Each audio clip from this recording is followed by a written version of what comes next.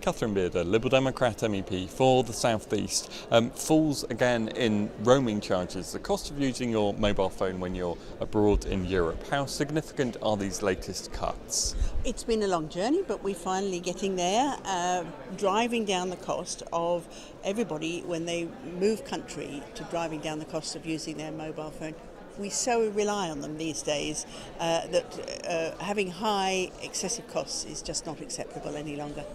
I mean, there have been some studies suggesting that people are often turning their phones off because they're worried about the costs. I mean, is that a good route to go down, or would it be better if people were using their phones as normal as possible? Well, the more we use them, the more we rely on them, and so having to turn them off, or people feel they have to turn them off when they go abroad, just disrupts their daily life. It's confusing enough being in a different country.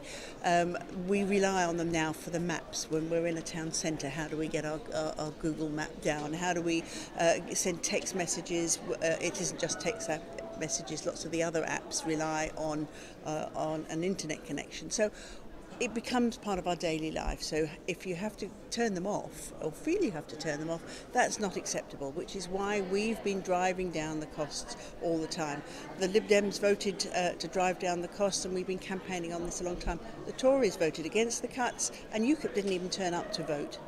I mean, these cuts, for example, on data roaming, the cap is being halved, and presumably that's an area, you mentioned the use of the internet, presumably that's an area that's kind of growing more than anything else. It is. The digital use of our phones now is increasing exponentially. I mean, we can only talk for so long to each other, but we use all the different apps on our phone. It's becoming a different type of usage that we're doing, which is why we're driving down the costs of data use.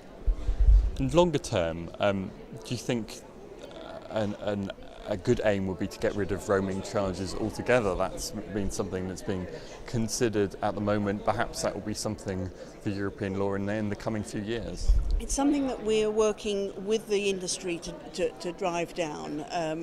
There has to be some sort of service. If you think of the roaming charges as the roads that we drive on, then we don't pay for roads everywhere we go. Some of the higher speed roads we do have to pay extra charges on, and so there's a debate there to be had with the suppliers of the mobile networks. So what we want to do is have it fair and equitable, so when you're travelling around Europe, you're not penalised, because we all know it's so easy to drive from one country to another, and then you suddenly find it up, pops the message, you're now using more on your telephone. So what we have to do is make it fair right across the European Union, and we have to work with the people who actually build the infrastructure and supply that to our phones. And are you still at the moment getting in your mailbox perhaps letters from constituents that are having these problems, that are coming home from holiday or coming home from business trips and getting bills that are much higher than they were expecting? It's a lot less than it was. I mean, the real crisis was when we had the ash cloud and people were stuck all over Europe trying to find ways, and their bills were astronomical, and that has been a real driver for us to get them down.